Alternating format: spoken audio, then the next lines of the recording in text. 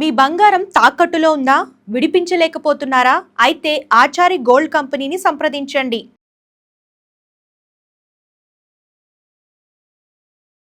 Sir నమస్కారం అండి. నమస్తే అండి.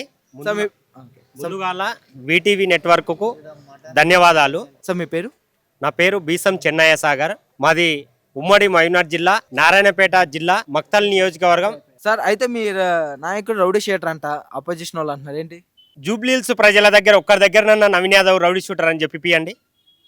ఒక్కరి దగ్గరన్నా ఒక్క కేసు రౌడీ షూటర్గా ఉందేమని ఏదైనా పోలీస్ స్టేషన్లో, ఇక్కడ జూబ్లీహిల్స్ పోలీస్ స్టేషన్లో అడగండి.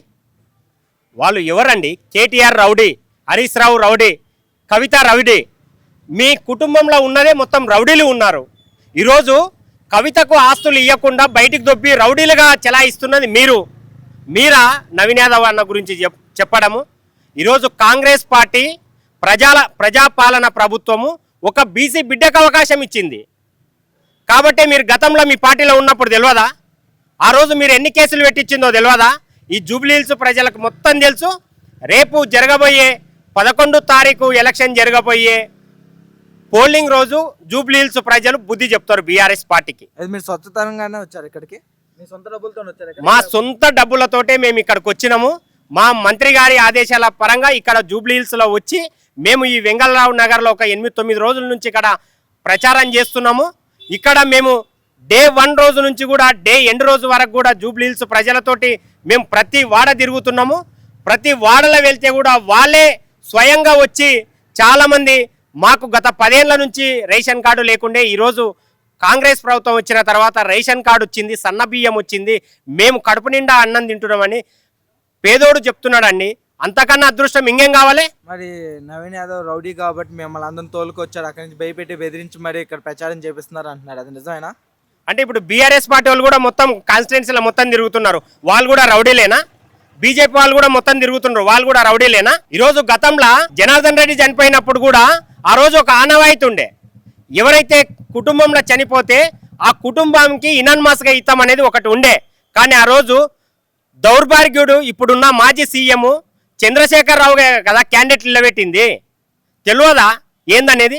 రౌడీ ఎందుకు అవుతాడు? యువకుడు నవీన్ అన్న ఈ జూబ్లీహిల్స్ ప్రజలకు ప్రతి ఒక్కరికి సేవ చేద్దామనే ఒక ఉద్దేశంతో ఇక్కడికి వచ్చిండు. అంతేగాని రౌడీ అనేది కానే కాదు. వీళ్ళు ఏదో బట్టగాల్చి మీనేస్తున్నారు, అంతకు తప్పిస్తే వేరేదేం లేదు. బీసీ బిల్లుని కవర్ చేయడానికే నవీన్ యాదవ్కి సీట్ ఇచ్చారంట, అది నిజమేనా?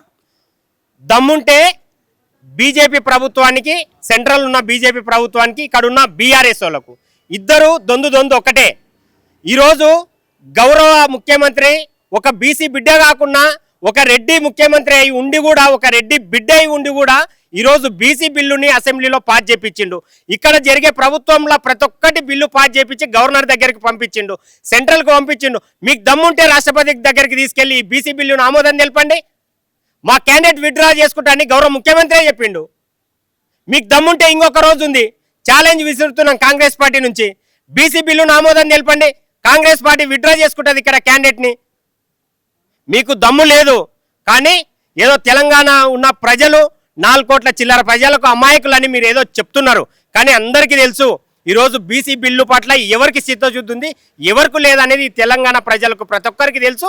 ముఖ్యంగా ఈ జూబ్లీహిల్స్ ప్రజలకు తెలుసు. కాబట్టి రేపు జరగబోయే 11 తారీఖు ఏం చెప్తారో, ఏం బుద్ధి చెప్తారో ఈ జూబ్లీహిల్స్ ప్రజలు బుద్ధి చెప్తారు. మరి సీఎం గారికి భయం పట్టుకుందంటగా ఇక్కడ సీట్ ఓడిపోతారని? ఎందుకు భయం ఉంటుందండి?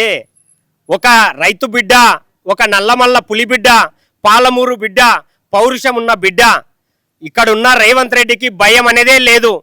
గ్రౌండ్ స్థాయి నుంచి, ఒక జెడ్పీటీ స్థాయి నుంచి ఈరోజు ముఖ్యమంత్రి స్థాయి వరకు వచ్చిండు. ఎవరి వల్లనో ఈరోజు ముఖ్యమంత్రి సీట్లో కూర్చోలేదు, సొంతంగా ప్రజల నుంచి ఎన్నుకోబడి ఈరోజు ముఖ్యమంత్రి స్థాయికి వచ్చి ముఖ్యమంత్రిగా కూర్చొని ఈరోజు తెలంగాణ ప్రజలకు సేవ చేద్దామనే ఆలోచనతోటి ఉన్నాడు. మీలాగా దోచుకునికి తెలంగాణలో ముఖ్యమంత్రి కాలేదు. నీ అయ్య ముఖ్యమంత్రి అయినప్పుడు బిడ్డ ఎంపీ ఉంది, అల్లుడు మంత్రి ఉన్నాడు, కొడుకు మంత్రి ఉన్నాడు, ఇంకో కొడుకు రాజ్యసభ సభ్యున్నాడు. ఈ తెలంగాణలో మీరు దోచుక తిన్నది రేవంత్ రెడ్డి గారు. ఈరోజు ఎవరైనా ఇంట్లో ఒక 10 ఉందా చూపెట్టండి. ఈరోజు తెలంగాణలో ముఖ్యమంత్రి ఉన్నాక కావాలనుకుంటే తనకు వాళ్ళ ఇంట్లో ఎంతమంది అయినా పదవులు ఇవ్వచ్చు, కానీ ఈరోజు ఒక సర్పంచ్ కూడా ఇవ్వలేదు కదా. ఒక క్యాబినెట్ ర్యాంకులో కూడా ఎవరు లేరు కదా. మీరా మా రేవంత్ రెడ్డి గురించి చెప్పేది? బెదురు అనేది రేవంత్ రెడ్డి బ్లడ్లనే లేదు, అందుట్లో నల్లమల్ల పుల్లిబిడ్డ. మీరు జూబ్లీ హిల్స్ ప్రజలు రేపు 11వ తారీఖు రోజు చెప్తారు రేవంత్ రెడ్డికి భయం ఉందా లేదంటే రేవంత్ రెడ్డి పౌరుషం ఏందో చూస్తారు. ఈరోజు మేము ప్రతి వాడకు వెళ్తే, ప్రతి గల్లీకి వెళ్తే ప్రతి ఒక్కరు, మీరు కూడా మేము చెప్పేది కాదు, మీ మీడియా వాళ్ళకు కూడా స్పష్టంగా తెలిసి ఏందనేది మీరే పోయి స్వయంగా పార్టీ పరంగా కాకుండా ఒక నార్మల్ వ్యక్తులకు అడగండి. జూబ్లీ హిల్స్లో ఎవరికి ఏ విధంగా ఉంది అనేది ప్రతి ఒక్కరిని పోయి అడిగితే నవీన్ అన్న వాళ్ళకి డైరెక్ట్ మాకు చెప్తుండ్రు. నవీన్ అన్న మాకు ఇది చేసిండు, మా పిల్లలకి ఇది చేసిండు, మాకు ఇది చేసిండు, మా షాపులు నవీన్ అన్న పెట్టించిండు, మా షాపులు ఈ శ్రీశైలం అన్న పెట్టించిండు. ఇక్కడ మాకు ఇబ్బంది ఉందని పోతే అర్ధమరాత్రి 12 గంటలకు పోతే మాకు ఆదుకున్నాడు నవీన్ అన్న అని చెప్తున్నాడు. ఈరోజు సర్వేల పరంగా చూసి కాంగ్రెస్ పార్టీ టికెట్ ఇచ్చిందే తప్పిస్తే ఏదో మీలాక ఈ సూట్ కేసులు ఇచ్చిన వాళ్ళకు లేదంటే ఇది నిన్ననే అండి. మీకు ఇంతకన్నా దౌర్భాగ్యం ఇంకేం కావాలో చెప్పండి? వాళ్ళ తల్లిగారు ఒక తల్లినే చనిపోయిన కొడుకుని చూపియకుంటే మీరా మాట్లాడేది?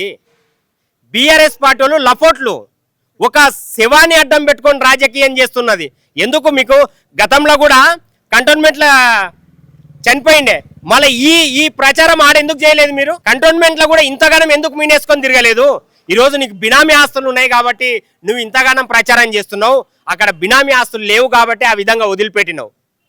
జూబ్లీ హిల్స్ ప్రజలు బుద్ధి చెప్తారు, ఏం చేయాలనో అది చెప్పి కర్రు కాల్చి మీకు వాత పెడతారు. కాదు, బయట నుంచి వచ్చిన వాళ్ళకి మీకేం తెలుసు? మేము చేసిన అభివృద్ధి జూబ్లీ హిల్స్లో అంటున్నారు, మరి మీరు నోటీస్ చేశారు ఆ అభివృద్ధిని? నువ్వు మొన్ననే కేటీఆర్ నువ్వు సవాల్ విసిరినావు కదా, 10 ఏళ్ళుల్లో మేము ఇది చేసినాం, 20 నెలల్లో మీరు ఏం చేసినావు మా రేవంత్ రెడ్డికి సవాల్ విసిరినావు కదా. 10 ఏళ్ళుల్లో నువ్వేం చేసినావు నువ్వు చూపెట్టు. 20 నెలల్లో మీ జూబ్లీ హిల్స్లో మేమేం చేసినామో, ప్రజాపాలన ప్రభుత్వం ఏం చేసిందో చూపిస్తుంది. ఇక్కడ బోరబండలా కానీ అన్ని దగ్గరలా కానీ ఈ వెంగళరావు నగర్లా కానీ ప్రతి ఒక్క డివిజన్లకు వెళ్ళండి, కాంగ్రెస్ ప్రభుత్వం ఏం చేసిందని. కాంగ్రెస్ ప్రభుత్వం వచ్చిన తర్వాతనే ఇందిరమ్మ ఇల్లు ఇచ్చింది, డబుల్ బెడ్రూమ్లు ఎక్కడైతే ఆగిపోతే వాళ్ళకు పేద ప్రజలకు ఇచ్చింది.